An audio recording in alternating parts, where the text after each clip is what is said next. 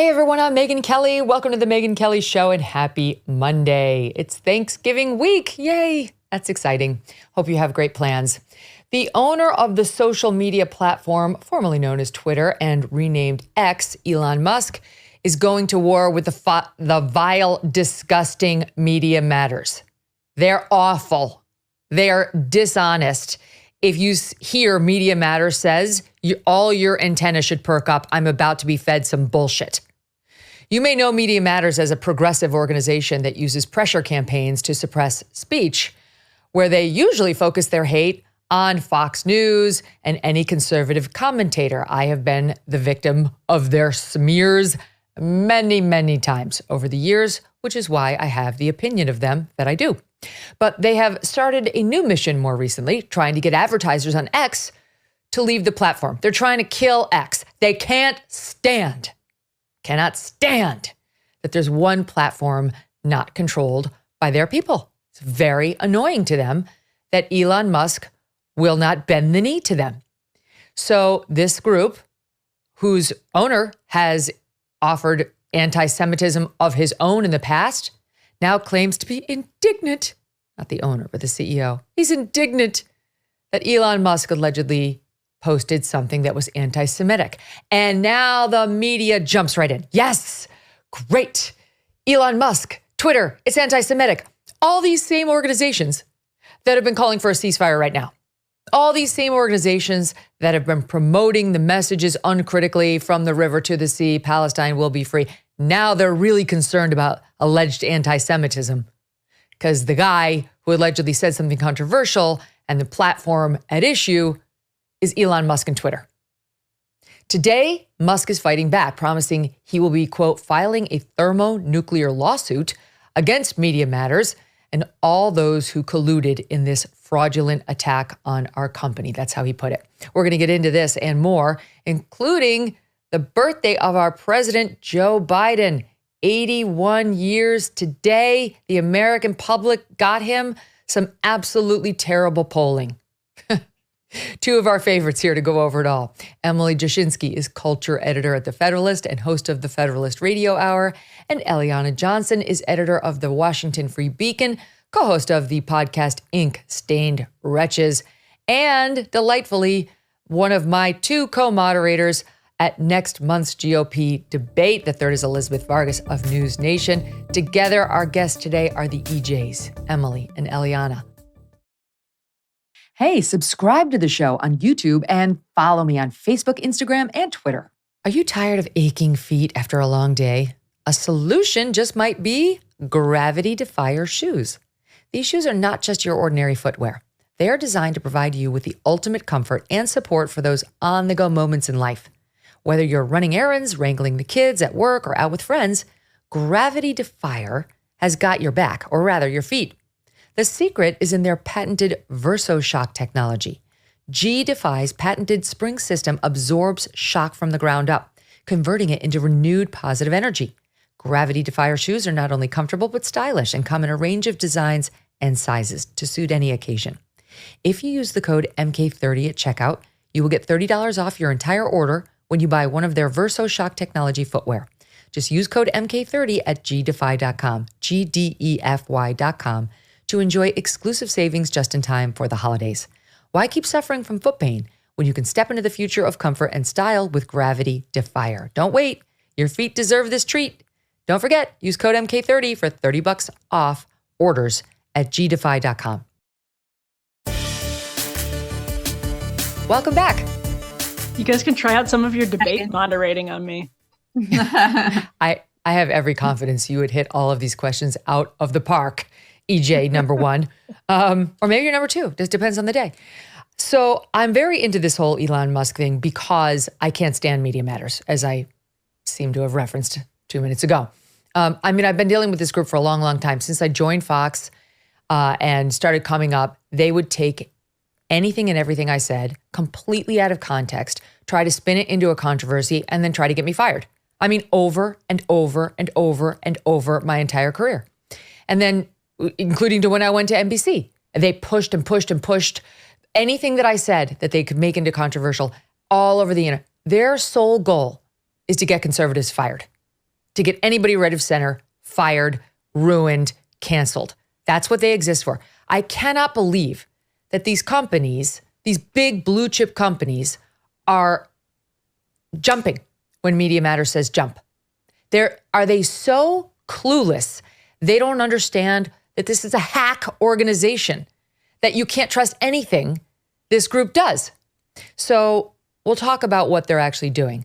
Emily, let me start with you on it. What they appear to have done is they went on Twitter. This is according to Elon and Twitter, X, same group. They say that what happened, Media Matters came out and said a bunch of these blue chip brand advertisements are appearing next to anti-Semitic content on X. So you could be scrolling along innocently looking for Thanksgiving table ideas. What's the best cranberry sauce? And you could see an IBM ad. Or you could be searching up how much I hate the Jews and who else feels as I do. And then boom, there's the IBM ad. And they went to IBM and they went to all these other blue chip companies and said, your content is appearing next to all the Jew hatred. So of course they were like, oh, I don't want that. That wasn't part of the deal. And now they're pulling their ads from Twitter, all of them, en masse. And Twitter was already hurting with advertisers since Elon took over. So this actually could be a bet your business situation for him. But why is it that we do not believe the Media Matters alleged discoveries, Emily, are to be trusted? Yeah, I mean, Media Matters, as you said, Megyn, is essentially a leftist advocacy group that exists to ask, to beg, to demand that corporate America and corporate executives police the boundaries of the free press. That is their entire existence, which should, of course, in theory, be something the left is bitterly hostile to. This idea that corporations should pressure journalists to monitor the boundaries of their speech, and to do it, by the way, in a obviously ideologically leftist direction. People don't think about Media Matters that way. In fact, Ben Collins, who is the disinformation reporter at NBC, referred to, quote, Media Matters researchers today, which if you're a disinformation reporter, Ben Collins loves to actually spread disinformation as the disinformation reporter. It's actually kind of a great title for him, ironically, but you should probably not be referring to them just plainly as researchers, because they're advocacy activists, essentially. That's what they are. And Elon Musk, in his statement that he posted to X, said he has reason to believe that they were rigging the algorithm to get these reports. And he specifically mentioned, as you said, Megyn, fraud. And then Stephen Miller, formerly worked for President Trump, responded to Elon Musk in a tweet saying fraud is both a civil and a criminal offense. The Attorney General of Missouri said that his team was looking into this on behalf of Musk, because if Media Matters, I don't know, Megyn, you would know this better. I don't know what potential legal action could be on the table or legal vulnerabilities Media Matters would have in here. I think that would be a really difficult case to make, but they are representing, illegally or otherwise, but they are representing advocacy as research. And what's worse than an advocacy group doing that is the media laundering it as though it's some sort of neutral piece of research rather than a completely rigged. And I don't doubt Elon Musk's accusations here that they, created a couple puppet accounts and intentionally started following, the people who would be spreading or the topics where you were more likely to find this kind of information, and then presented it as though, this was representative of the average Twitter user, the average X user's experience, when in fact— Wait, let me just stop you there, because that's important. That's important. Yeah. So that would be like, if I wanted to bring down Elon Musk, I'd go on Twitter under the name, Madge Kerwin. And I would just start following all these anti-Semitic accounts. And there are some, for sure. I mean, Twitter is a place for free speech like America, and you're going to get nasty takes. And unlike the previous regime, Elon doesn't ban them all. The most extreme cases he will, the threats of violence and so on, but he doesn't ban them all.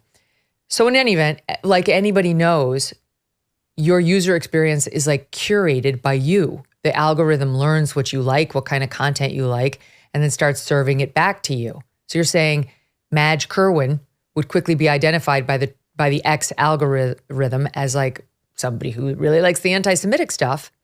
And then if Madge stays on long enough, the ads are going to pop up from the blue chip advertisers who have bought mass space on X. But they're not popping up to Megyn Kelly, to Emily, to Eliana, because we're not running after that. Only if you're somebody who's seeking out the content is that stuff going to be served up to you? Right. Right. Yeah, exactly. And so that's Elon Musk's accusation that this report is based on accounts that were intentionally created to rig the algorithm to deliver these results. And so it might not be that the report is wrong. I'm sure they were able to create accounts that this content was served up on, and then they go and present it to Microsoft and Apple and whomever else. And, they're very media savvy. Media Matters, to your point, has been doing this for years. They absolutely know the pressure points of corporate advertisers. But whether this is legitimate research, I think is highly dubious. And I look forward to Elon Musk uncovering what Media Matters was up to here, because I think the more transparency there is in this advocacy that's allowed to be laundered into the press as some sort of like neutral academic research is absurd. So this is what an executive at X previously told Fox Business, Eliana, about the way they do advertising. The way they, I guess, ferret out the ads purchased by advertisers on Twitter. Ads follow people on X. They follow the people. So they figure out, again, what you like, and then they'll pop up on your feed. In this case, the Media Matters research that was going to actively look for this content. That's how user targeting works. As it relates to the platform itself, control settings are in place for every user and every brand so that you can try to minimize this kind of content if you want to. The executive claimed groups like Media Matters aggressively search for posts on X and then go to the accounts. And if they see an ad, they keep hitting refresh to capture as many brands as possible. So you can make it look like, oh, gee, they just link these anti-Semitic posts with IBM or whatever the brand is all over Twitter. So I'm just innocently scrolling and boom, something terrible about Jews, and IBM sponsored it. Whereas, in fact, the only way you're going to get this is basically if you did what Media Matters did. Right. This reminds me a little bit, and we've had this happen a few times. If you run a publication, people email you about the ads that appear on your site. And if you have a Google ad function, the ads that are served to a user are based on their Google searches. And so, you'll get emails from people who say, you're advertising pornographic images or a penis pump or this or that. And you kind of want to reply and say, that's because you're Google searching, this, that, the other. Like these things are, they are of course based on your own.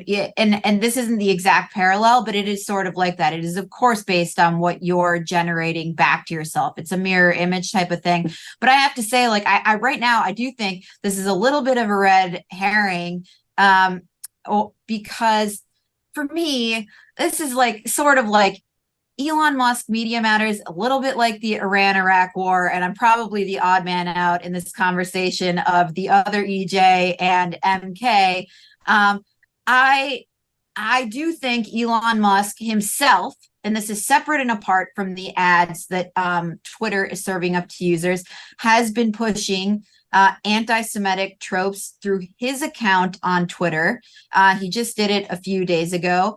And at this time in this country, and I think he is rightfully taking heat for this, he denies this.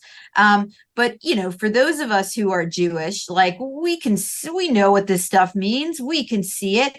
And so when I look at this, I just see like, it's hard for me to take a side in this. Like, I don't feel sorry for him. I don't like Media Matters. And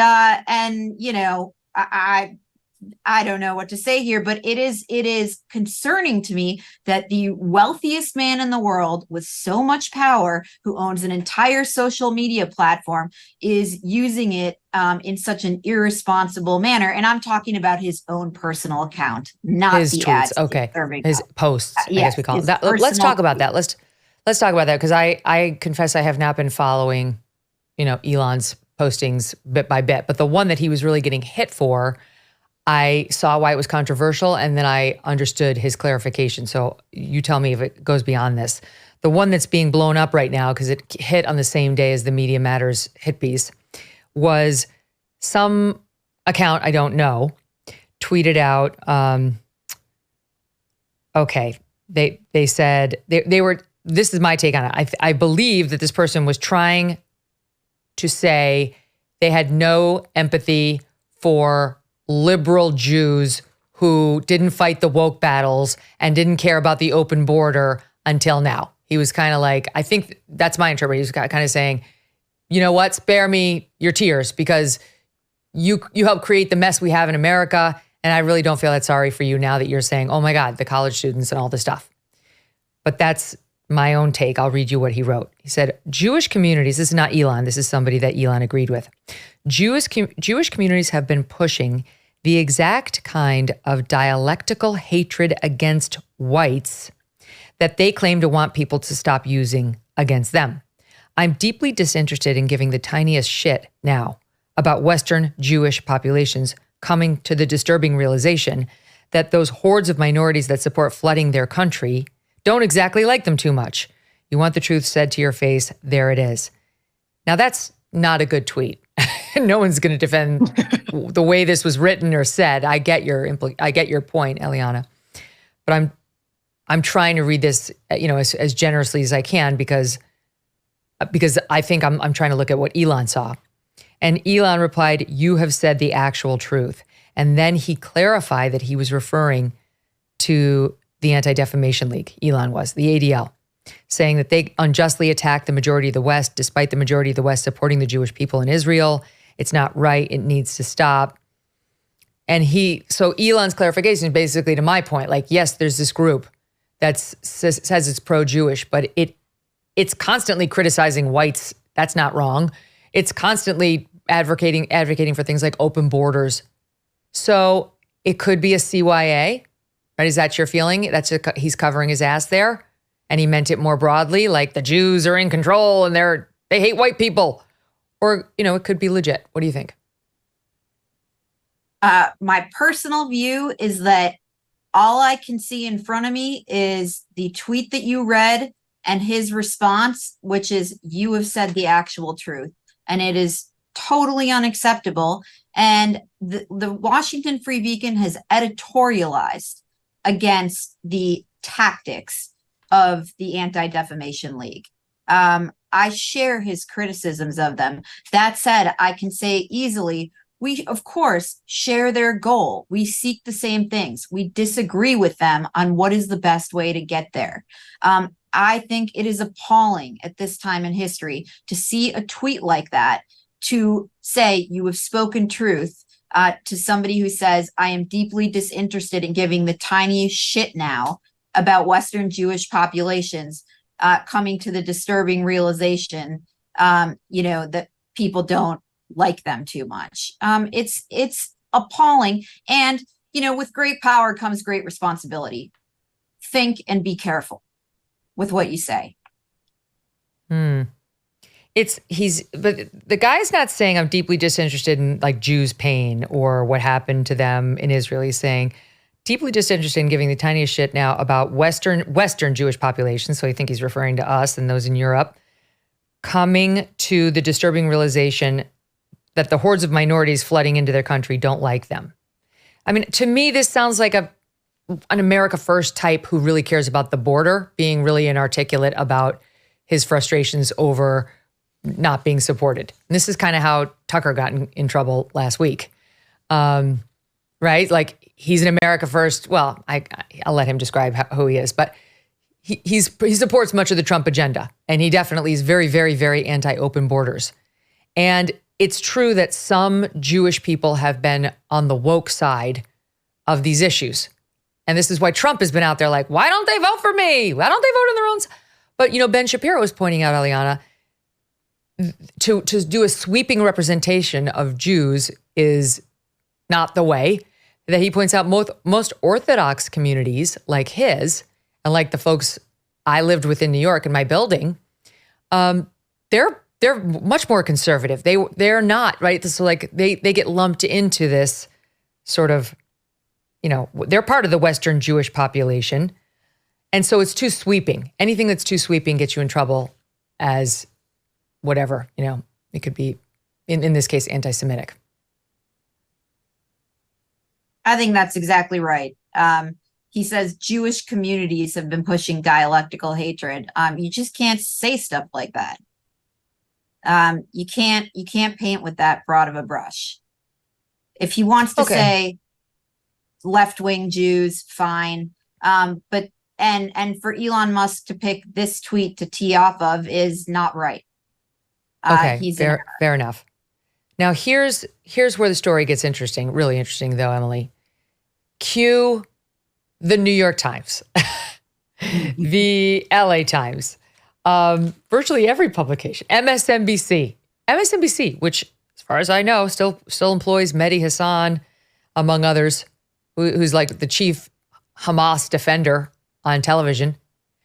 They're outraged at the anti-Semitism here, allegedly by Elon, by X. They're getting the vapors. They need the vapors. That they're so horrified at this blatant display of anti-Semitism. Spare me.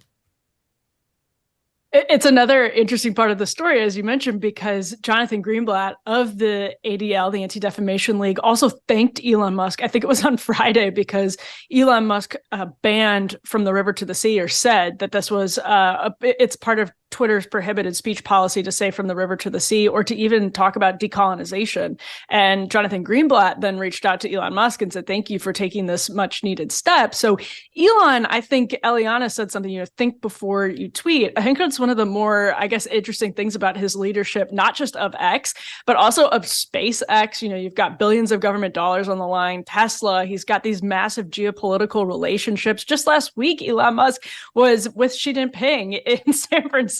I mean, this guy has a lot of balls up in the air, and he just tweets through all of it. He's just posting through the whole thing. And I think sometimes that's where it's like, well, what is X actually doing? What is X? He was a free speech absolutist, but then he comes down on the side of, not even like, this is kind of that question of whether you should be able to talk about decolonization. I think sometimes when people do it, there's an imminent threat of violence. Same thing with From the River to the Sea. Elon Musk will go to the mat for free speech absolutism over and over again. But then, as he's just sort of posting through the day, he'll say, well, no talk of decolonization at all. No use of From the River to the Sea, which again, I think often is used in that context of an imminent threat. Sometimes it's sort of the wink, wink, you know what I mean, ethnic cleansing. But he's just saying, period, none of it.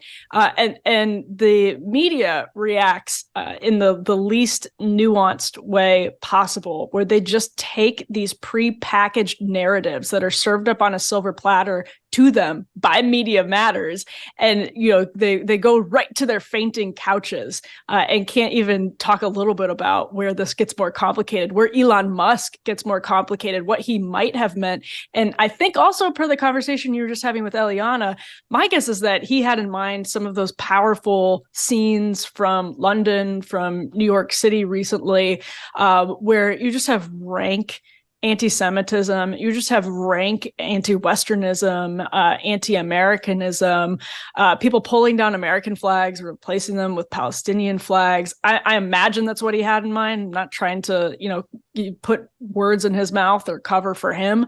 But I mean, the media isn't talking about any of that. And yeah, that is frustrating. That does bring out that side in some people. Well, and not only that, but you've got Eliana, Media Matters. The guy who runs it, the chairman and president, this guy, Angelo Carusone, I don't know. Mm-hmm. I don't know how to pronounce it.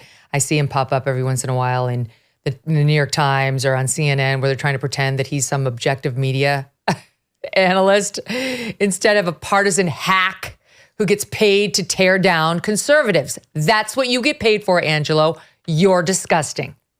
Okay. You look at just a quick search of how he's spent the past 10 years. And this is just, I have my own independent memories of Media Matters, but worked as an organizer for StopBeck.com, trying to get Glenn Beck canceled. Led a pressure campaign against Rush Limbaugh. This is before Media Matters. Trying to get him canceled. In October 2012, while with Media Matters, began organizing for the Dump Trump effort, a pressure campaign formed to convince Macy's to stop its business partnership with Trump due to his role in the so-called birtherism controversy surrounding President Obama. We could keep going. Then he's got his own controversial comments where he's referred to trannies, Japs, and Jewry. Okay, so he says he can say that term Jewry because he had a Jewish boyfriend. I think it's one of those things, sir, where unless you're Jewish, You're not allowed to. Okay? Sorry. It's just not how it works. Go consult the rappers. They'll explain to you the rules of these games.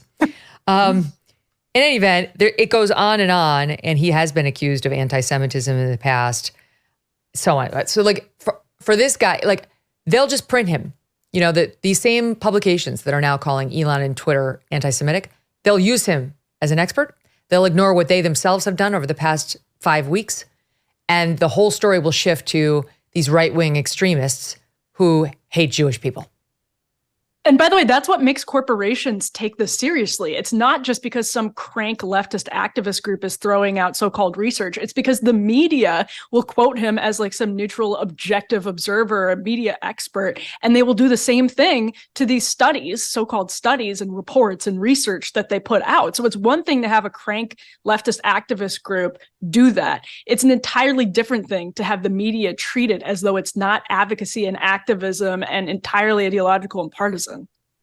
That's the thing. So, I mean, Eliana, it's amazing to watch the New York Times hit Elon Musk and Twitter for their alleged support for, anti-Semitism or Nazism. They just hired a Nazi. They just hired a guy who specifically said he loves Hitler. But they'll get totally away with that, Eliana. I don't remember the Media Matters hit piece on the New York Times. Look, how great you are, Hitler. That's what the New York Times' latest hire said. Okay, so Angelo, hello. I'm waiting for your hit piece on the New York Times. Eliana, I think we're going to be waiting a long time. Oh, yeah. And look, what none of these people are going to say is they're all on the same team. The mainstream media and Media Matters, there's not much distinction between them.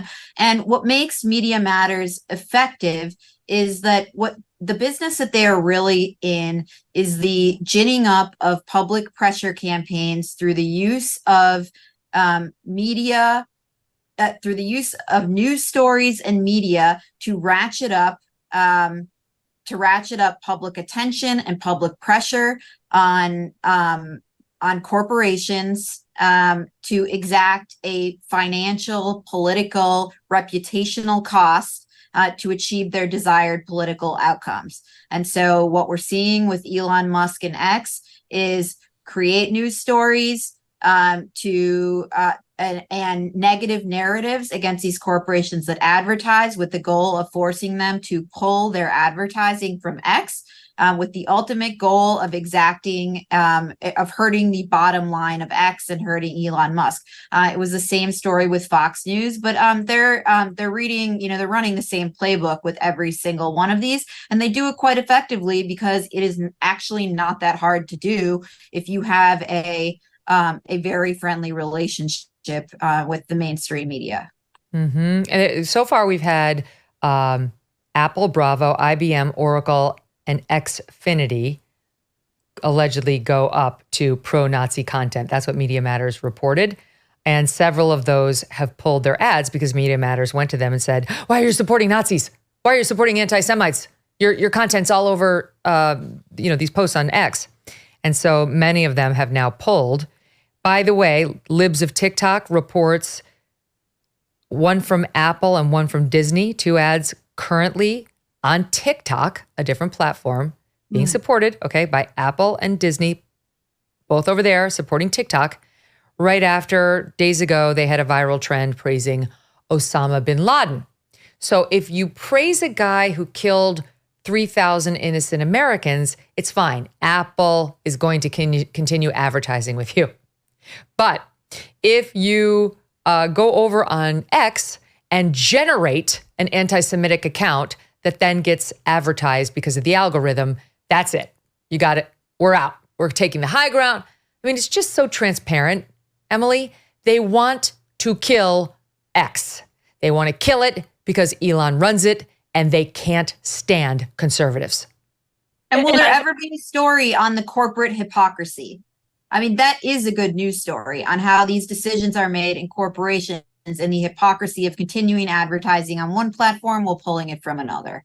Because and I mean, those corporations don't care about Mehdi Hassan because there's no leftist crank group that's able to masquerade itself as some neutral observer, because again, the media won't let them to police right-wing crank group.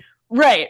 To police speech from the other direction. And I think this is why Elon Musk has been trying really hard to build up a subscriber user base on Twitter, which is smart because in this environment, it's why, for instance, you have so many great writers that are at Substack now, because companies get spooked by stupid quote unquote research by groups like Media Matters, because part of it is that you have executives in C-suites who do get spooked by this. But the other part of it is that these news organizations and their business executives are now staffed by people who are ideologically fellow travelers with the cranks at Media Matters, the ideological cranks at Media Matters. And so on the one hand, some people are just that, they buy it. They're on the same page. And the other people are terrified of these stupid advertising controversies because Media Matters then goes to NBC, and NBC reports that anti-Semitic content is being posted next to Apple content and Apple ads are boosting anti-Semitism on X. And so it's this vicious cycle that repeats itself over and over again. And one of the only ways to get around it is to have a subscriber base.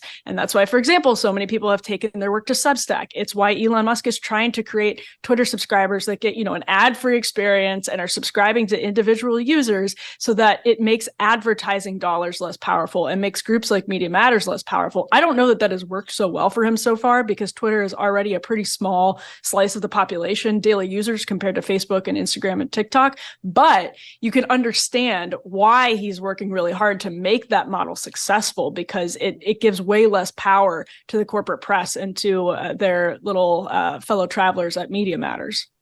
Twitter must succeed. Elon Musk must succeed with X. It's important to the future of the country.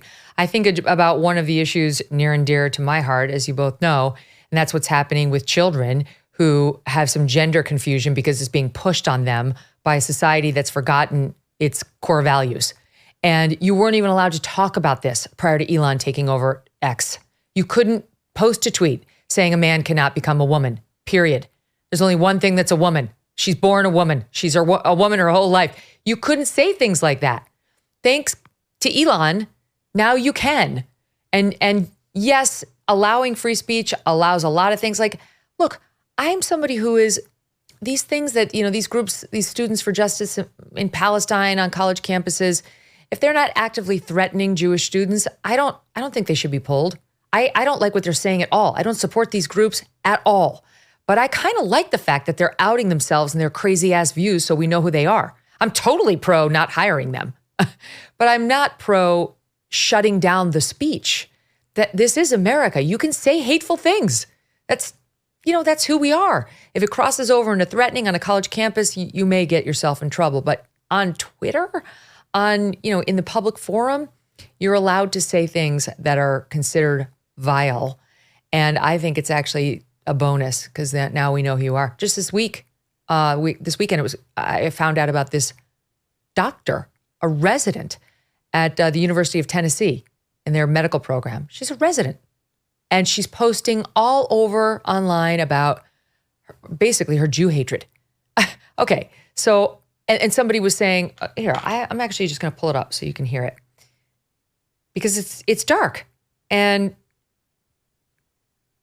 I don't want this person not to be able to say these things. I absolutely want her to say these things. So then I can say what I want to say. Her name is Dr. Amina Al-Kaswani. She's at University of Tennessee Healthcare Services as a dermatology resident. This is what she posted. I have an easier solution. Somebody said Palestine will be free from Hamas. She said, I have an easier solution. Without Israel, there would be no Hamas. Let's get to the root of the problem. The problem is just get rid of Israel. Then she said, your Zionist folks are swimming in blood money, and I doubt they would want to do honest people work like we do. This person, Eliana, you mentioned you're Jewish. Imagine walking into not knowing that this dermatologist feels the way she does about Jewish people, and you sit in her office, and she's having to screen you for skin cancer. Your life is literally potentially in her hands. And then you find out this is how she views Jewish people. You have a right to know. You should know. If we shut down the speech time and time again, we're not going to know.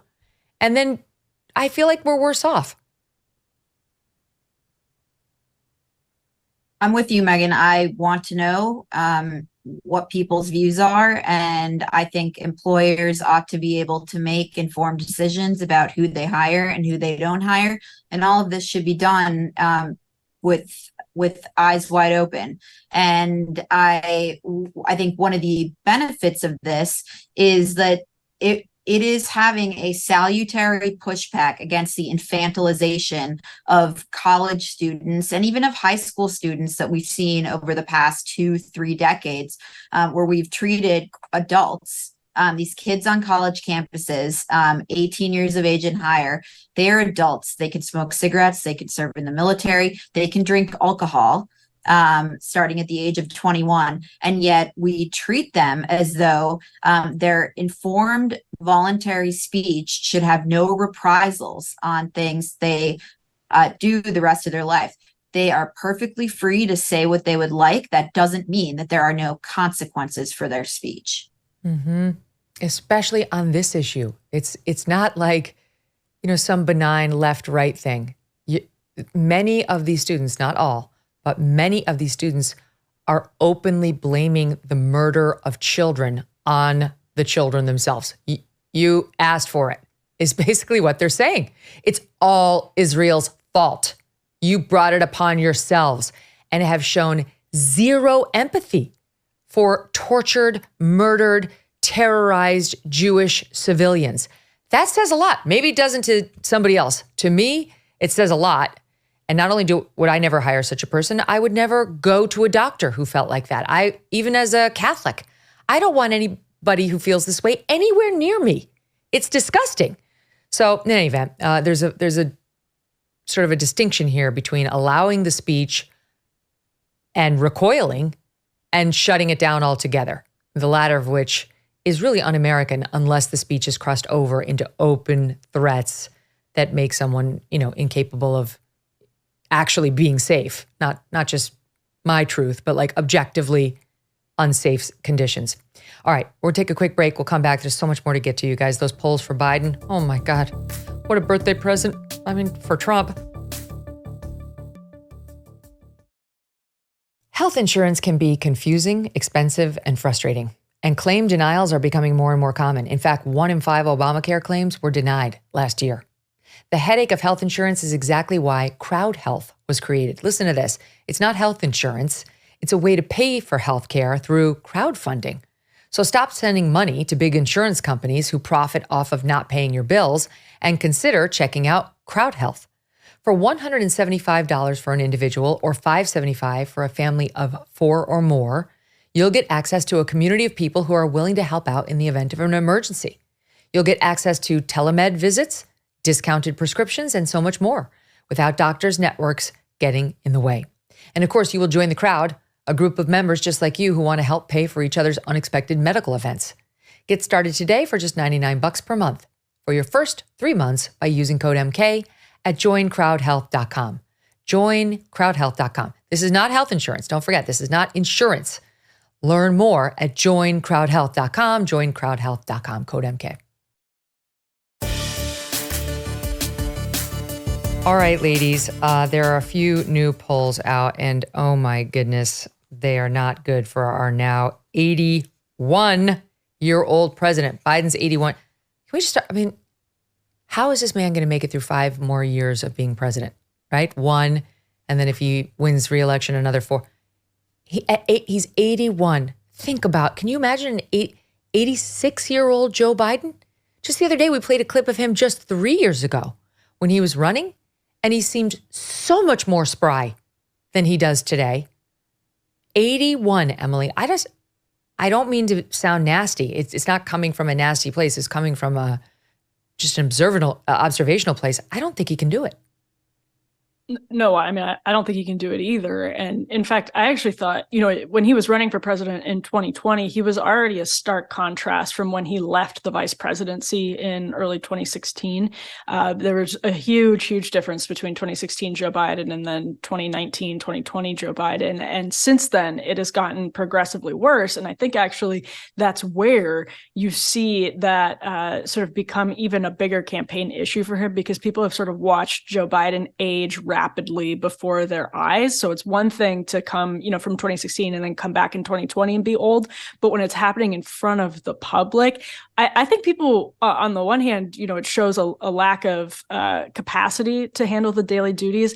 It's also really hard to watch. I feel like I'm speaking for a lot of people. Like, it's very uncomfortable and painful. It's embarrassing for the United States, but also just on a personal, like person-to-person level, watching him struggle, it feels awful. You feel badly for the guy to a certain extent, and then you realize, no, he's installed himself in this position of power because he thinks he should have it, even though he clearly shouldn't, because just on a basic competency level, he can't handle the job. But yeah, I mean, there's 81 for some people is different than 81 is for other people, and Joe Biden at the age of 81 is in incredibly rough shape, and the entire country can see that, and that's why even Democrats, a majority of Democrats wish they had another option. Alan Dershowitz is 85. Just for the record, if you're starting to feel like, oh man, I don't want this to happen to me. Alan Dershowitz is 85. He's got the sharpest mind of anybody I know. It's incredible. It's crazy. So you can keep it together and stay sharp well into your 80s and beyond. It's just not happening in the case of Joe Biden, and we can tell. It reminds me of a joke that one of the comedians told about John McCain. Remember, he ran as a maverick, and they were saying John McCain was too old. John McCain was too old, and the comedian was saying, he really is a maverick. They say he's too old, and what does he do? He keeps aging. That's Joe Biden today. Just as a middle finger to everybody, he turns 81. How you like me now? Not so much is the answer, Eliana. Big new NBC poll, 1,000 registered voters. Not as good as likely, got to be honest, but okay, tells us something. Presidential approval rating now at 40, a drop of 6 points from last January. Disapproval, 57. That went up 7 points from last January. Steve Kornacki says that is the lowest President Biden has ever measured in our poll in terms of job approval. Look at the sea change from the start of the year, he went on. Democrats coming off a strong start following the 2022 midterms. The advantage has eroded. His approval among independents, 30%, 63% of independents disapprove. And more than one in five of Democrats disapprove of the job he's doing. Kornacki adds, Eliana, you need much more unified support in your own party if you are going to have a successful re-election campaign. So it's just nonstop, right? Every day we get a new one of these, and they're all going in the same direction. Polls for him are apocalyptically bad. And I think what all of us are trying to reconcile is that from the 2022 election on, several special elections, Democrats have performed well. And so either Democrats perform well when Biden is not on the ballot, and that's the secret, or the polls are wrong. It's tough to figure quite what's happening with Democrats' overperformance from what Biden is registering in the polls.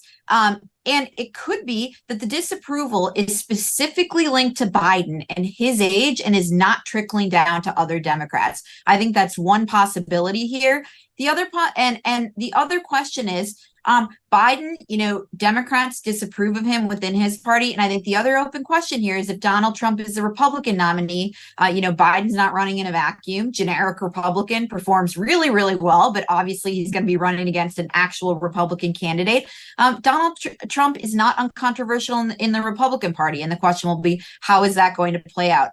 Right now, I think we can say pretty confidently, Donald Trump is winning this election against Joe Biden. He's performing pretty well in the polls as the Republican nominee. And I think a lot of the reason for that is that he hasn't been out front and center. He's tied up by these court battles. It's not the basement campaign, but it's the courtroom campaign. And that's actually working for him. Watching Joe Biden shuffling around like a nursing home patient is painful and is not helpful to him. He actually can't do this job. You can see, and I think, to what Emily was saying before, it is what is uncomfortable for me is to watch him shuffling around and scheduled from like 10 a.m. to 4 p.m. There have been numerous stories written about that. And then to try to square that with the White House's insistence that this is the most energetic guy they've ever seen. And oh my gosh, his aides can't keep up with him. It reminds me of when Thad Cochran, the late Mississippi senator, was running for re-election in 2014 or 2015 at the age of like 94. And they all said that about him too. It's just not believable, and people don't believe it. Feinstein, his aides can't keep up with him. All you can think is, what's wrong with those aides? What happened to what aides are these? Go ahead, Emily. No, I was saying they did the same thing with Dianne Feinstein. To Eliana's point, every time it happens, and our friends over at Pravda just run with it sometimes. Sometimes they don't because it's so obvious they can't ignore it. But sometimes they're like, this is just, I've read Axios reporting that takes, it's seriously when these aides are telling them we just cannot keep up with this president. He's so spry and mentally, he's 20 years old. It's just laughable. And, the American public doesn't buy it. And I actually think that's an interesting element here as people have tried to figure out. Before you complete your thought. Sure, Jan. Keep going. It's like being on Howard Stern. They have the polling that shows the New York Times Siena poll that went super viral a couple of weeks ago, showing Black support for Joe Biden dipping in a way that Democrats can't wrap their head around. Why would it happen between 2020, which by the way was in the middle of the pandemic, and now? Well, I really think a lot of it comes down to independent media starting to bypass the gatekeepers. And I was just talking to a pollster on Breaking Points this morning who was in Georgia recently talking to people who are, quote, double disapprovers. They don't like Trump, they don't like Biden, and they're swinging for Trump. And one reason he said is that, those viral clips for Joe Biden of him falling down, whatever else it is, the media has no control over those anymore. There's no gatekeepers. You're seeing them go viral on TikTok, on Instagram, and that is even more damaging for Joe Biden in this environment where there aren't gatekeepers, who aren't playing that 24/7 on a loop.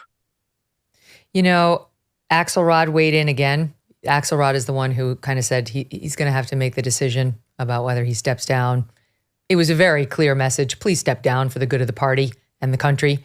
And then Biden allegedly called him a prick.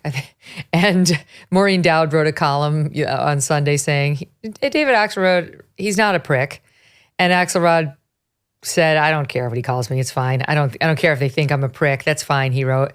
I hope they don't think the polls are wrong, though, because they're not. And he went on, I think Biden has a 50-50 shot here, but no better than that. Maybe worse, maybe a little worse. He thinks he can cheat nature here, and it's really risky. They've got a real problem if they are counting on Trump to win it for them. I remember Hillary doing that too. And Eliana, the thing is, Trump beat Hillary. Trump never polled this well against Hillary. Now in poll after poll, and we just got a new one, Trump's beating Biden. I don't think he ever was beating Hillary in one poll prior to the day he actually beat Hillary at the only poll that matters. Trump has never polled this well, and Biden has never polled this poorly. It's a dangerous combination for Democrats, and Trump doesn't have the nomination yet. But you have to keep in mind, he's who Democrats want to run against. Every other Republican candidate, sans Vivek Ramaswamy, I don't want to pull a Donna Brazile here. I know we'll get to that. But polling better against Joe Biden. Nikki Haley in many polls is leading him by 7 to 10 points. He's the one they want to face off against, and Biden is polling quite poorly against him right now. I mean, the numbers are just, you drill down on these and there's just no good news in this for Joe Biden. In fact, every page is dreadful. With young voters in particular, they can't stand him. I mean, the young voters do not want Joe Biden. He's got, I think it's a minus 70 approval rating. It's something absolutely dreadful. I'll pull it up, but he's got significant work to do. And Megyn, he doesn't have a whole lot of time. Yeah. One other thought I had is Axelrod has been really out in front of this, just crapping on Biden constantly on Twitter and in television interviews. One question I've had is, what's Obama going to do and say? He came out in a long Medium post and was further to the left on Israel than Biden. He felt the need to come out and contradict the president on that. Is he going to come out and call on Biden to step aside? I think that's one question hanging in the air. Or is he going to come out and campaign with the president? Where's he going to land? Because he remains the most powerful and influential voice in the Democratic Party. And I think all eyes are going to be on him, at least in the press and in elite political circles. Where is he? It's a good point. Why has he been so quiet? I mean, Axelrod's probably the closest thing we have to somebody who knows or who is effectively a mouthpiece for President Obama. He hasn't said anything. This is his guy. But I think in the end, the Obamas will come home. In the end, they'll get out there. They will rally, in particular, the black vote for Joe Biden, because Obama does not want to see Trump return to that office. I think he's probably right now hedging, hoping somebody else will replace Joe Biden and he can get behind that person. Maybe the person's name is Michelle. Stand by. And we'll talk more. 1 second. We're going to take a quick break and then we'll be back with more of the Megyn Kelly Show live on SiriusXM Triumph Channel 111 every weekday at noon East. Don't forget to go to youtube.com/Megyn Kelly to subscribe to our YouTube channel. We'll be right back. Thinking about how Christmas shopping can be easier and less stressful? Many families are choosing to embrace experiences and family gifts rather than the frenzy of individual shopping. And now's the perfect time to order the ultimate family gift, and that's a Michael Phelps Swim Spa by Master Spas. A Michael Phelps Swim Spa by Master Spas combines the benefits of a hot tub with those of an exercise pool, and it can be installed in less than a day. As the chilly weather sets in and the snow begins to fall, imagine the luxury of slipping into warm, soothing waters right in the comfort of your backyard. Michael Phelps Swim Spas come in a variety of sizes to complement almost any yard, even if it's a small one. Since it's heated, you can use it year-round in any climate, including winter. Michael Phelps Swim Spas are 100% built in the USA by Master Spas, the world's largest swim spa manufacturer. Order yours today. Go to masterspas.com, put in the promo code MK to save $1,000 on a Michael Phelps Swim Spa or $500 on a Master Spas hot tub. That's masterspas.com, promo code MK. So we mentioned it at the top of our last hour, but Eliana and yours truly and Elizabeth Vargas of News Nation are going to be the next 3 moderators at the next GOP primary debate. It happens on 12/6. Remember that, 12/6, 12/6, 12/6. That's what I keep telling my kids. Just remember 12/6 at 8 p.m. over on News Nation. And you can find News Nation. I always screw this up. I think it's findnn.com. I think it's findnn.com. But anyway, look it up between now and your and debate night so you can watch it there and see what happens. Because in this race, anything's possible. My God, anything's possible. I mean, given those polls we just discussed, I don't exactly know why the GOP would trade in Trump, right? Because he's doing very well against Joe Biden. But as you point out, Eliana, some of the other candidates are polling at least even better against Joe Biden. So the GOP has yet to vote. It has time to make up its mind. Now, there were some developments in this primary race, including in New Hampshire. Over the past few weeks, what we have seen is DeSantis in a stall, Vivek down, and Nikki Haley up. And I think her plan is to do as well as she can in Iowa. I don't think she has any delusions about winning Iowa. Trump is more than likely to win Iowa, but DeSantis has all of his eggs in the Iowa basket. He's hoping to pull off an upset.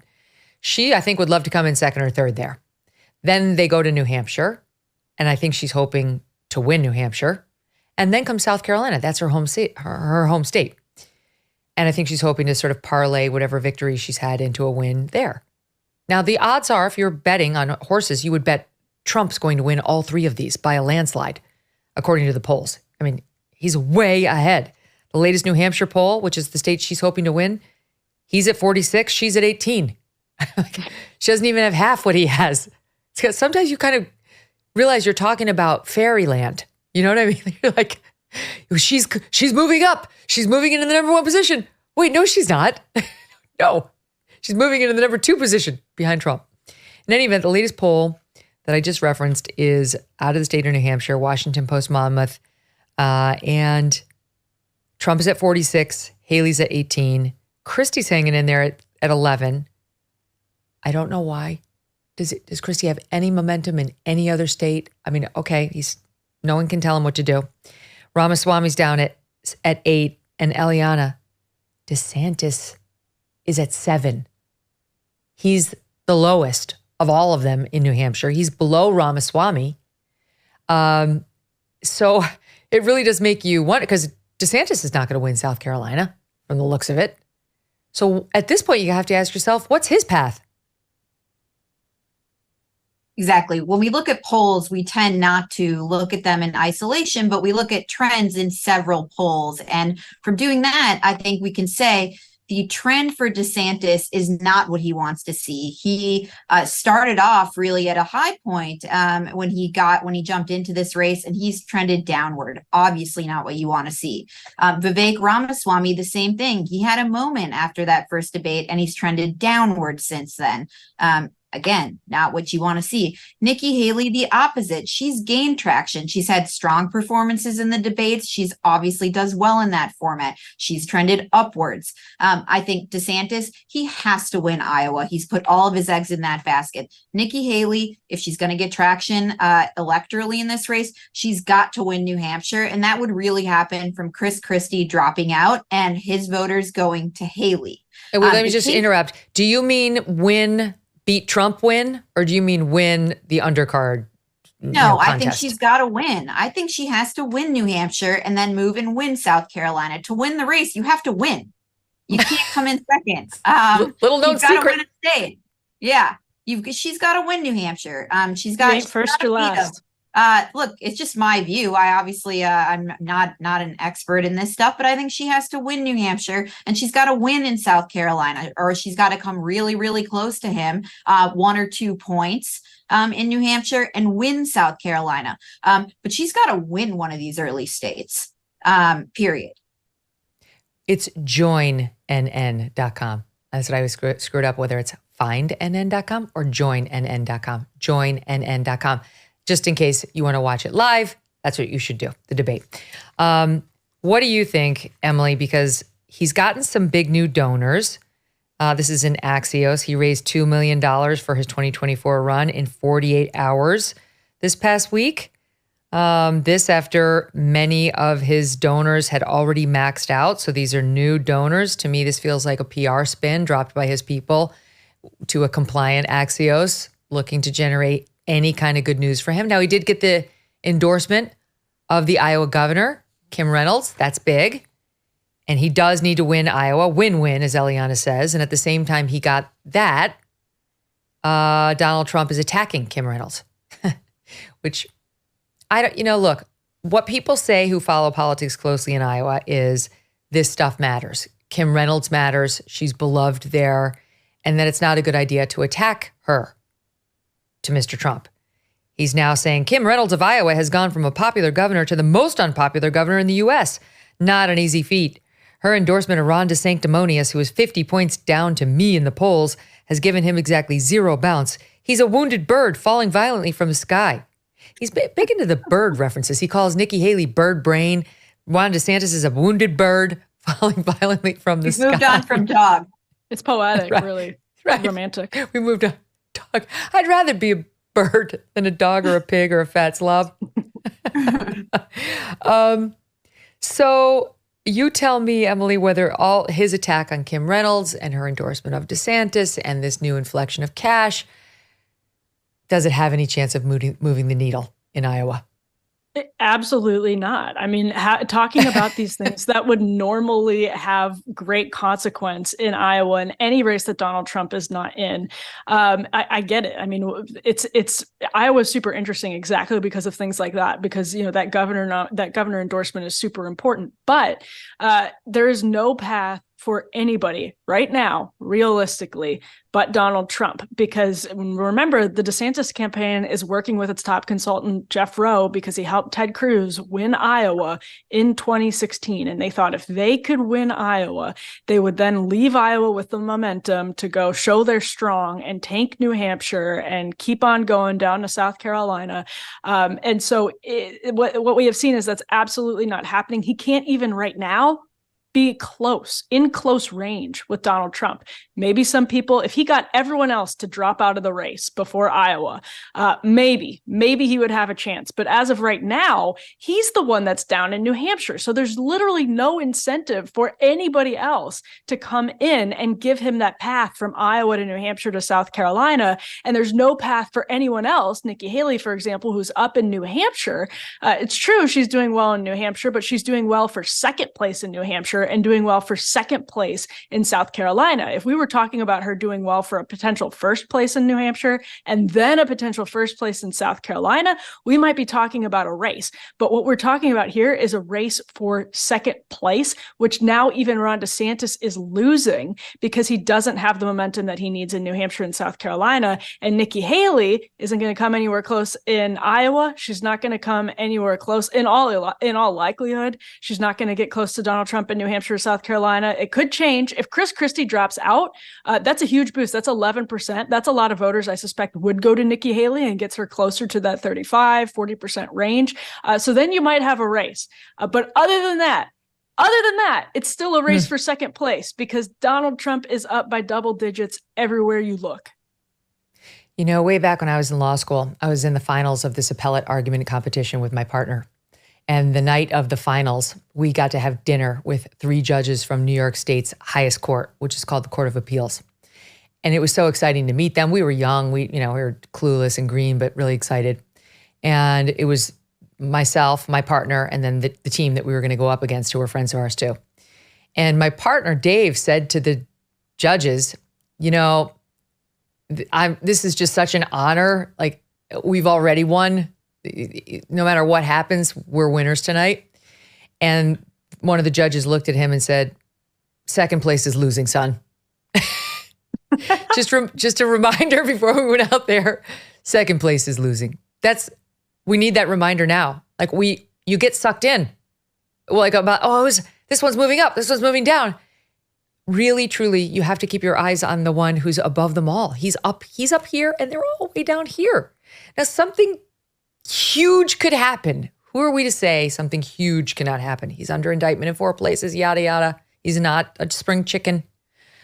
But he's only getting stronger. Trump is only getting stronger, not only versus the GOP field, but versus Joe Biden. Just more on that discussion we had before the break.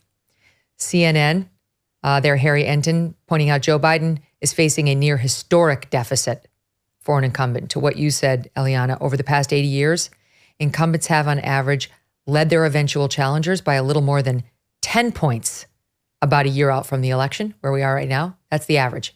If you're in the incumbent, you have the advantage, and you tend to lead by more than 10 points 1 year before the vote.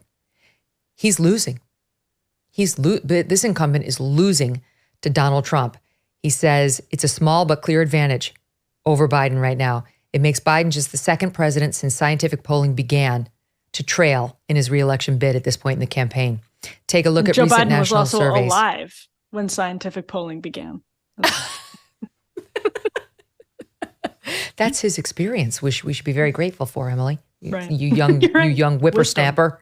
He says, take a look at recent national surveys from CBS News, YouGov, CNN, Fox News, Marquette, Quinnipiac. All 5 are high-quality polls.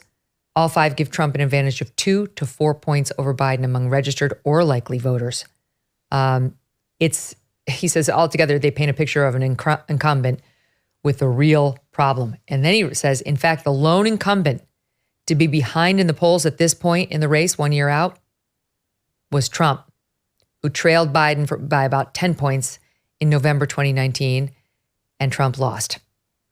So, I mean, the writing's on the wall. They don't seem to recognize it. And all the write-ups that I've read today from, more left-wing or more centrist publications with access to Democratic strategists who know Joe Biden, they all say he's not going anywhere. It's a pipe dream. You remember Vivek at the last debate? Tell us who the real candidate is. He needs to, he's going to step aside. Just make it happen right now so we know who we're running against. No. What they're saying, Eliana, is it's not going to happen. Joe Biden is not listening to David Axelrod or any of these polls. He keeps saying, look at what happened in 2022. Look at what happened in 2023 in the midterm or off-year elections. I didn't poll well. I wasn't particularly popular, but the Democrats came home. When push comes to shove, they'll come home. And I'm not going anywhere, 81 or not. Well, he wasn't on the ballot in 2022 or in the 2023 special elections. And the question is, will voters come home when he is on the ballot? But one thing that I think is important to talk about for Biden that I think is very relevant is the advantages of incumbency and whether he's actually able to capitalize on them. Incumbency typically does carry with it huge advantages because obviously the president has an enormous bully pulpit that a challenger simply doesn't have. But I think Biden can't capitalize on them in the way that other incumbents have been able to.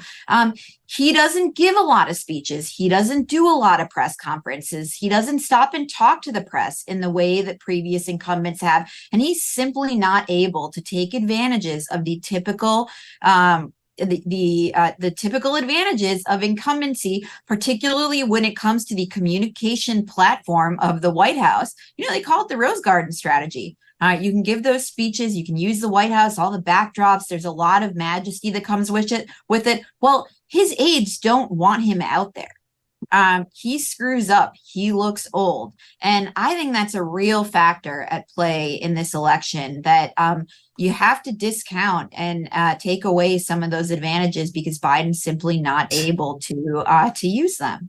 I'm all about the memory lane today because when you say his aides don't want him out there, all I can think of is that line from Arthur, one of the greatest movies ever, Dudley Moore, the drunk billionaire. Most of you know me. Can you blame them? Just like that. Exactly. Of course they don't want him out there. Every time he goes out there, he can't find his words. He can't find his people. He can't find where to stand. He trips, he stumbles, whatever.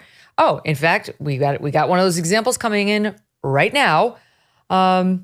Just today, he reportedly struggled. We're going to show it to you. I haven't seen it yet.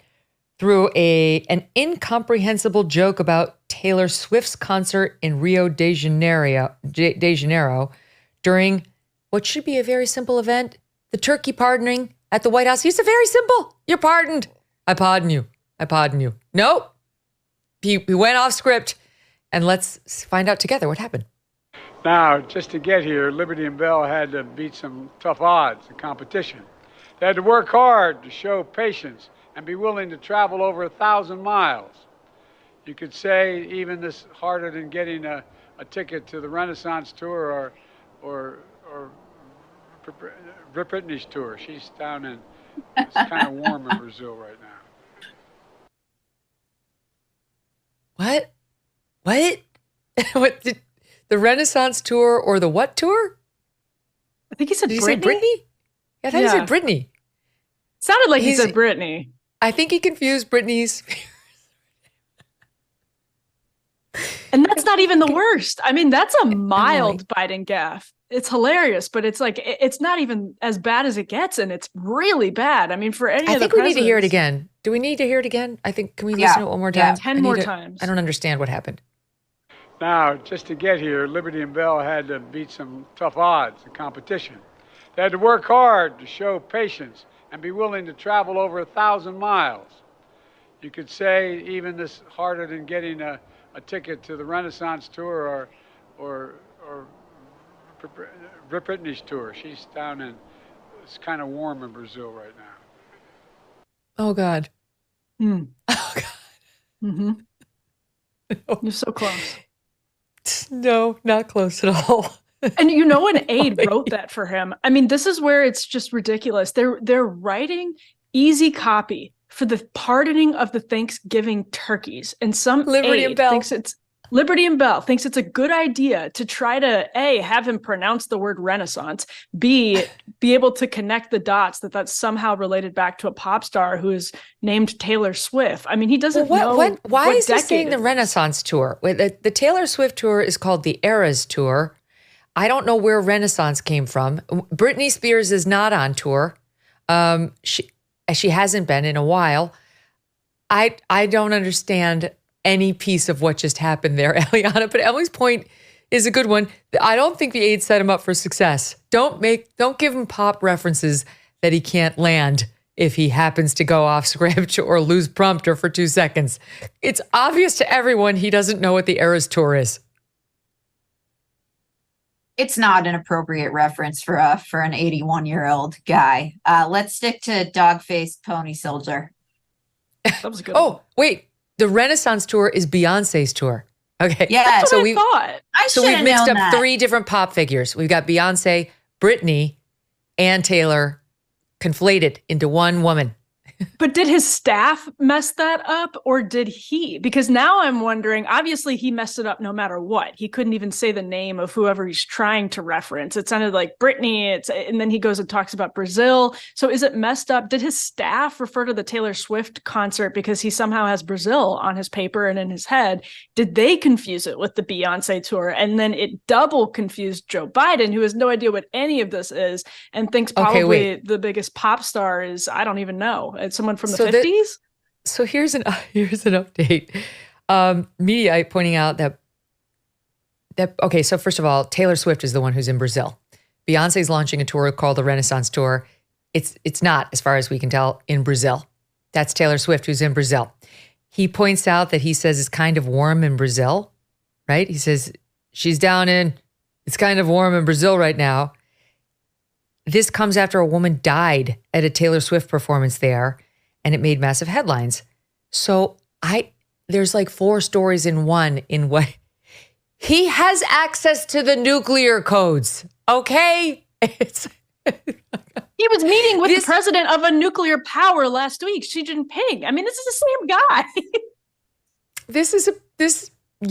This is why the numbers are so dreadful, in particular with the young people. I told you I'd get you the numbers that I was talking about. It's young people's approval of how he's handling the Israel-Hamas war. Among 18 to 20-year-olds, 70% disapprove. 70% disapprove of how he's handling that. Now, I don't know what's in there.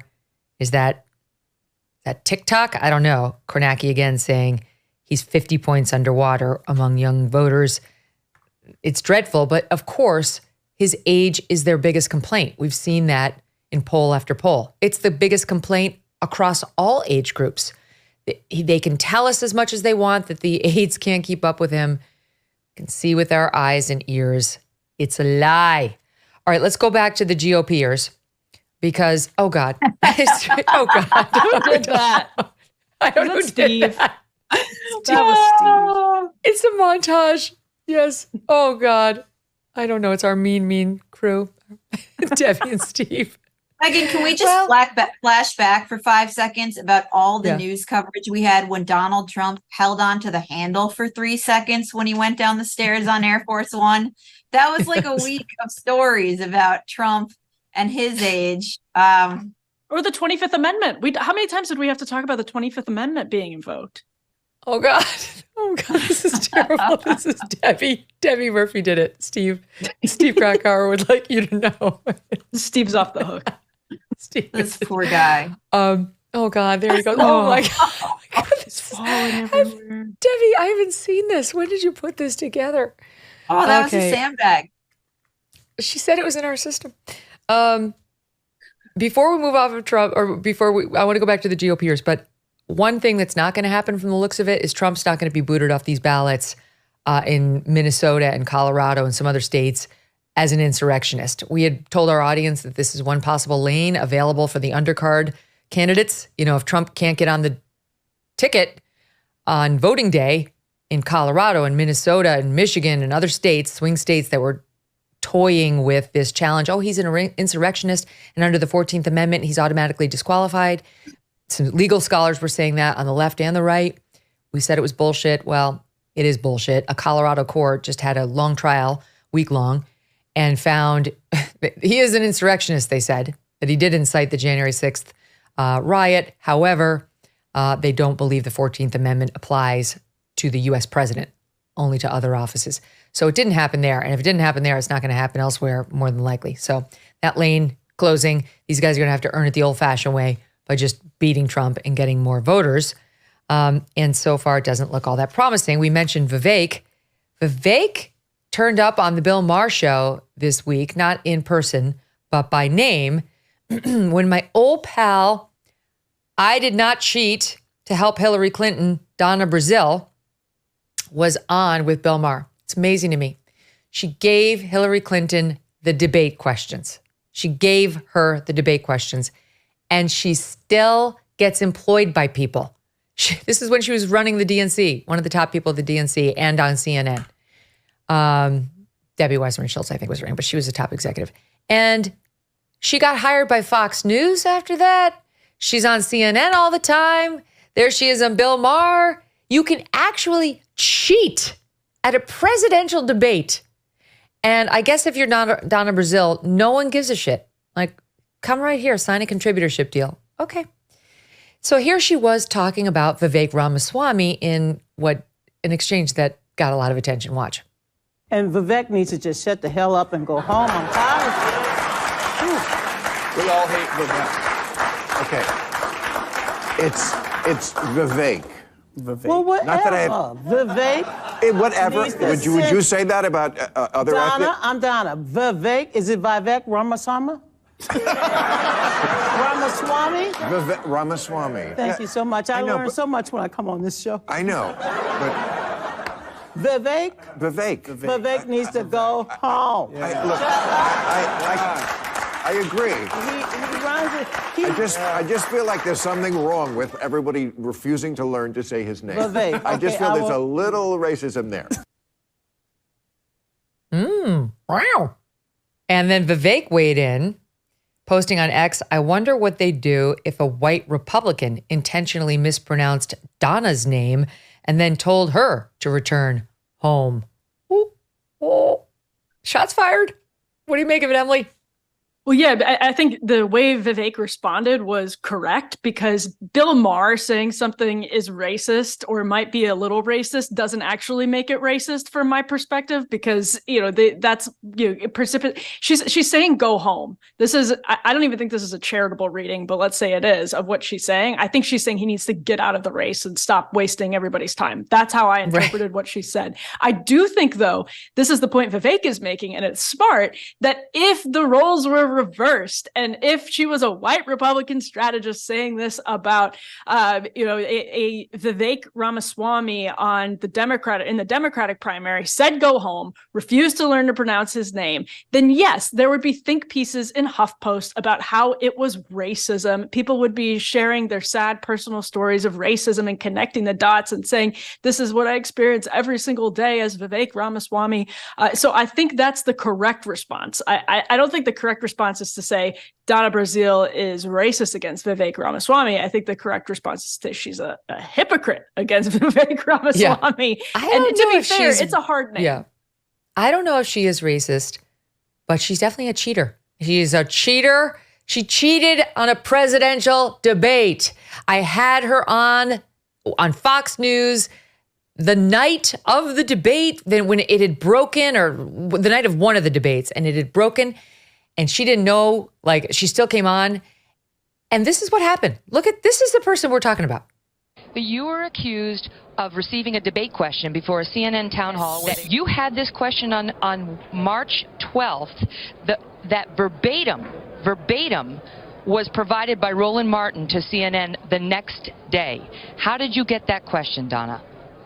Well, Kelly, since I play straight up, and I'll play straight up with you, I did not receive any questions from CNN. The WikiLeaks released a March 12th Podesta email showing you messaging the Clinton campaign with the exact wording of a question asked at the March 13th CNN TV1 town hall debate. Kelly, Where did you get it? You know, as a Christian woman, I understand persecution, but I will not sit here and be persecuted because your information is totally false. What you're telling the American people, email. Well, Podesta's emails were stolen. You're so interested in talking about stolen So you deny it. You're like a thief that want to bring into the night the things that you found that was in the gutter. When you said so, from time to time I get the questions in advance, what were you referring to? A lot of those emails, I would not give them the time of the day. I persecuted her. I was the one lying. She was caught. She wound up having to admit it and apologize, but she did not apologize to me for calling me a persecutor. Kelly. I seriously, I'm amazed that this person still has a job. She cheated at a town hall, not a debate.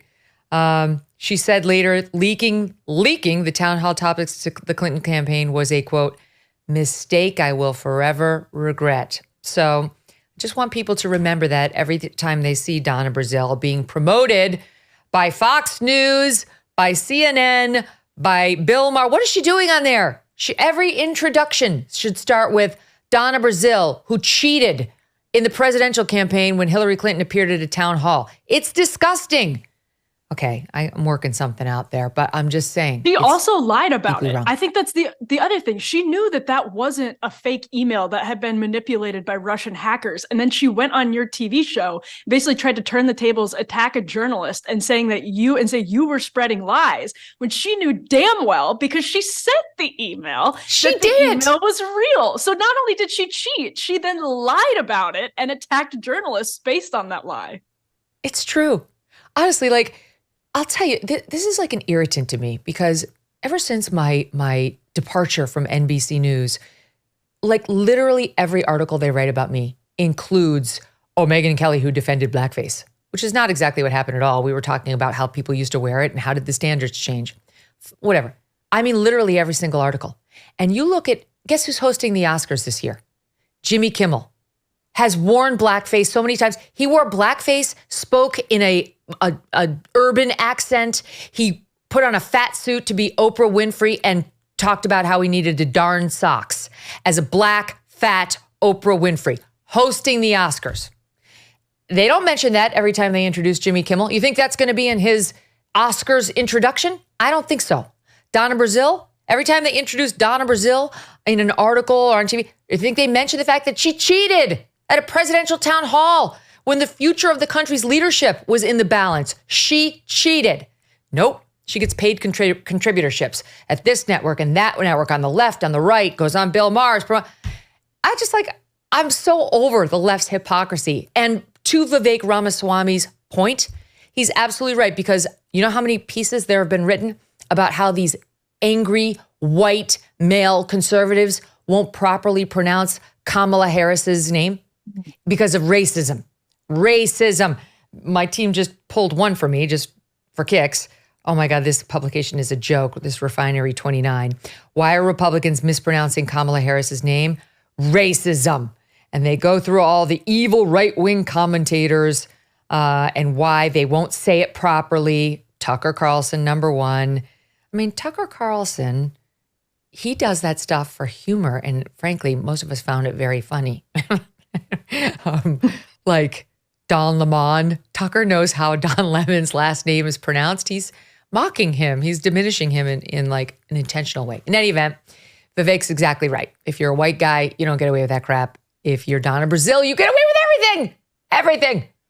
Okay, I want to go back to alleged anti-Semitism because there is news on a story that's been out there quite a bit, and that involves Candace Owens. I don't know if you two have been following this whole controversy, but she's in a big fight with Ben Shapiro over at the Daily Wire. She's been very critical of Israel and suggested they're committing a genocide, among other things. And she sounds a lot like some of these Students for Justice in Palestine protesters. And so Ben, of course, is one of the most prominent Jews in America, and he's been very defensive of Israel. And there's a tension there. So he was caught on camera saying he thinks her behavior has been disgraceful, that she's a faux intellectual or faux sophisticate. and that she's kind of been exposed in all this.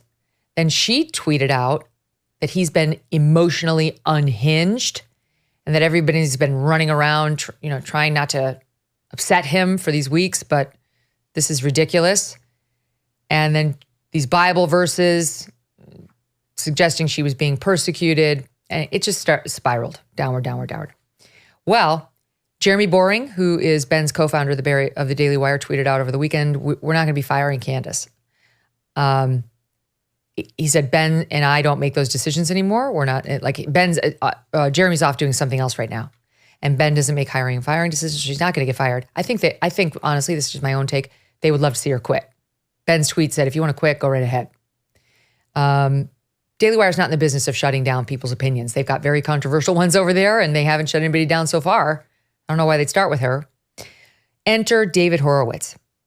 Now, David Horowitz is a very prominent Jewish American who we featured on the show not long ago, not live, but a clip from 2010 where he was giving a speech at a university, and this young woman stood up and tried to get on him for things he had said at the speech, and he recognized her wearing that same Palestinian flag that we see out on the street now, or scarf.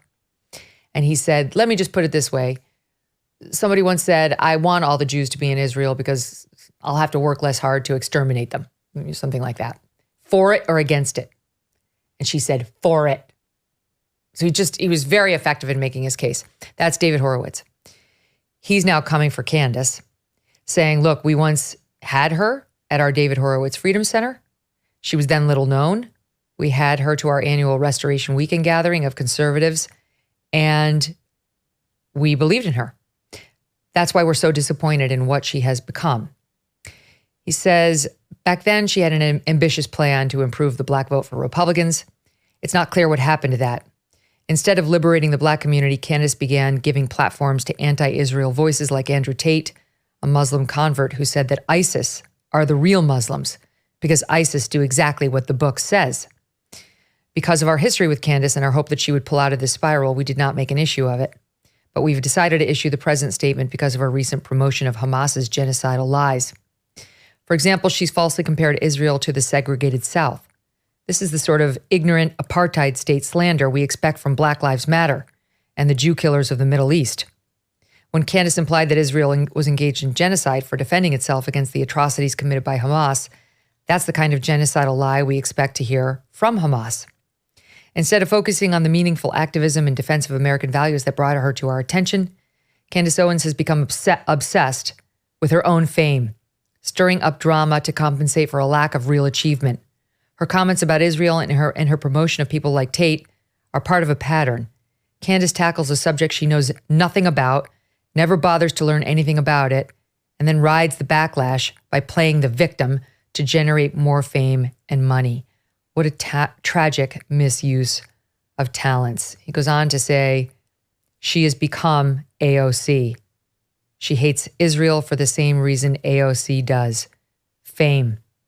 She proves she knows as little about Israel as AOC does, etc., etc. She's become a sad caricature. I mean, this is about as strong an attack and a punch as I've seen from David Horowitz. What's happening? What's happening with this, Eliana, and what's happening on the right when it comes to Israel? That's a big question, Megyn. There are a couple things that have jumped out to me about this. One is about the Daily Wire, and one is about free speech generally.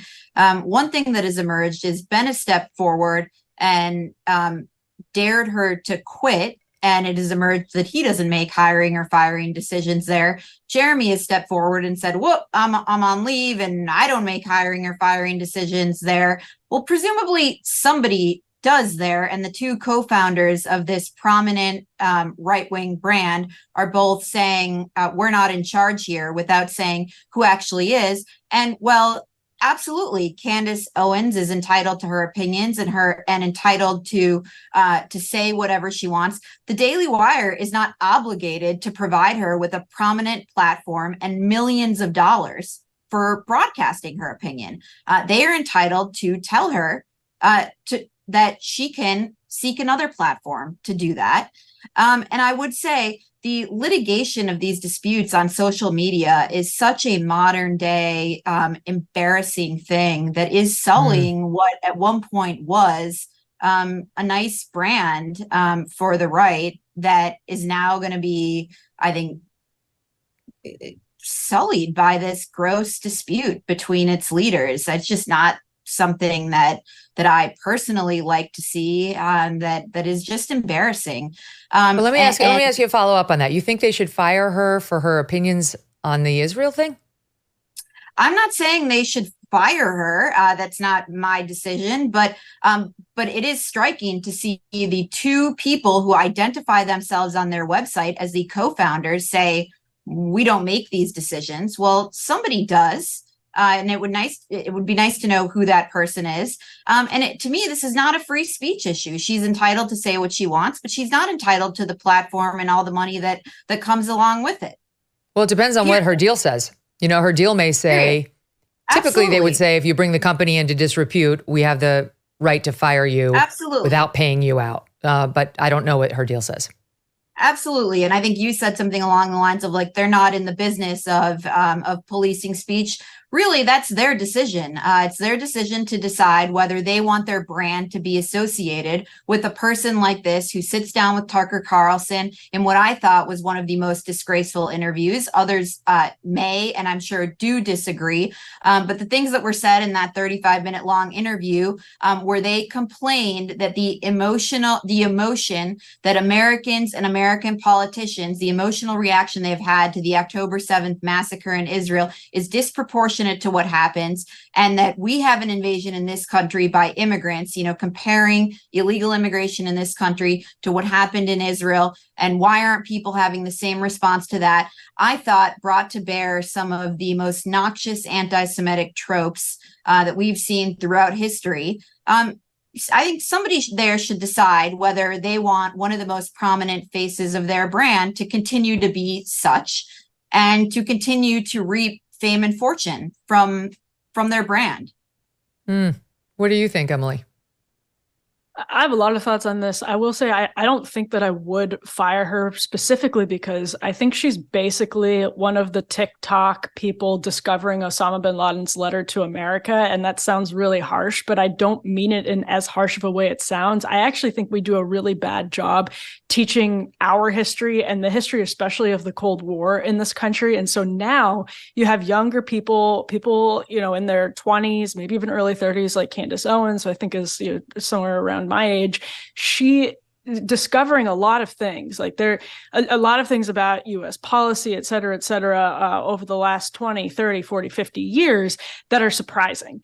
And because they didn't know these things, and because these things were treated as forbidden truths, as things you couldn't talk about, they're really powerful. And people who are learning them for the first time, the sort of anti-American narrative about Israel, the anti-American narrative about, the Taliban and the Cold War and the Mujahideen and all of that, it makes people, when they learn it for the first time, automatically say, I thought America is good.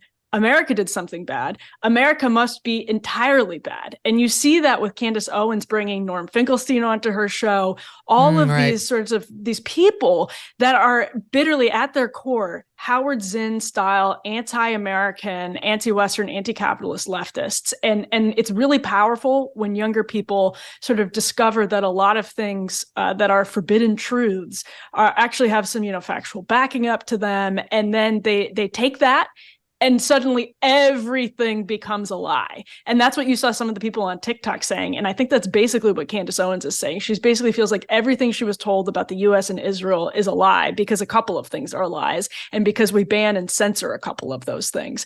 That doesn't make America bad. It doesn't make the whole thing a lie. I just think we do need to, in general, not treat certain things like they're forbidden truths. Let them be aired out. Let her air out her ignorance. She's done that fabulously over the last couple of weeks. She's been in debates with people on her show looking ridiculous because she doesn't know basic facts about Israel. Let it happen. I think that's more powerful than if Ben could wave a magic wand and fire her. I think it's more powerful to let her continue to say these things. Well, again, we don't know what the deal says. I will say that I'll predict right now that when it comes time to renew the deal, that's not going to work out. It's not a good match. It's just not a good match. The Daily Wire, they are true conservatives. They're vocal in their opinions. They have different opinions. We've had all of them on the show, from Matt Walsh to Michael Knowles to Andrew Klavan, of course, to Ben. Candace is her own particular brand, and she is extremely incendiary. That's all I'm going to say. I'll just say, I don't think her brand aligns with theirs, and I think there will be a natural parting of the ways when the contract ends, and I think that's a good thing, in particular for the Daily Wire. All right, stand by. We'll come right back, right? And yeah, okay, I got lost. Where am I? It's Monday. More with the EJs after this. EnviroCleanse never does this. They just announced a massive Black Friday discount. Let me tell you why this is important. They're predicting another triple-demic this year, and the best way to fight cold or flu, because you know they're coming for you, is to not get it in the first place. And with their limited time Black Friday sale, you're going to save 35%. So why EnviroCleanse? Because EnviroCleanse is proven to capture and destroy cold and flu viruses over other purifiers. EnviroCleanse uses military-grade technology to wipe out bacteria, toxins, and mold that can make you sick. That's why the Navy chose EnviroCleanse to protect the air on board America's ships. Get EnviroCleanse for your home before a virus affects your whole family right now. Right now, you're going to save 35% during their Black Friday sale, plus get fast, free shipping. Visit ekpure.com and use code Megyn35 for 35% off. ekpure.com, code Megyn35, ekpure.com. It's finally here, the cbdistillery.com Black Friday sale. It's on, and it's incredible. Right now, you can get up to 40% off everything when you use the code BF2023. BF2023. Choose from a range of expert-formulated CBD and other plant-based solutions for relaxation, stress, sleep, pain after physical activity, even mood and focus. Imagine that, a calm mind and deep sleep throughout the whole night. Sounds amazing, right? No artificial colors, flavors, preservatives, or sweeteners, just 100% clean ingredients. Don't miss this massive sale and get up to 40% off your order. Visit cbdistillery.com and enter the code BF2023. What does BF stand for? Best friend? I could think of some other things. I'm just skipping them in my head. cbdistillery.com. Enter BF2023, cbdistillery.com. Not available in Idaho, Iowa, and South Dakota. All right, so this has nothing to do with anything, but I've got to get it off my chest. I went to Chicago 2 weekends ago out for a girls' trip. It was amazing. We did a little shopping on the Saturday. I walked into a store. I'm going to do the store the courtesy of not naming them, but it was a women's clothing store. I bought a coat. I go to the register and I give her my card and she says, email, please. And I say, I'm not in your system. And she says, oh no, I need it for your receipt. And I said, well, I don't want to provide that. So just give me a paper receipt. And she looks at me and says, well, then it's final sale. Well, why is it final sale? She said, because you're not going to have a receipt. I said, I want a paper receipt. I don't want to be in your system. Just give me a paper receipt. She said, well, what if you lose it? I said, that is for me to worry about. Now, whatever happened to the paper receipt? It was a young person who didn't live in the time where we just walk in, we give the credit card works, you get the hard copy receipt back and you walk away. This is not a friendship. It's not the beginning of a beautiful relationship.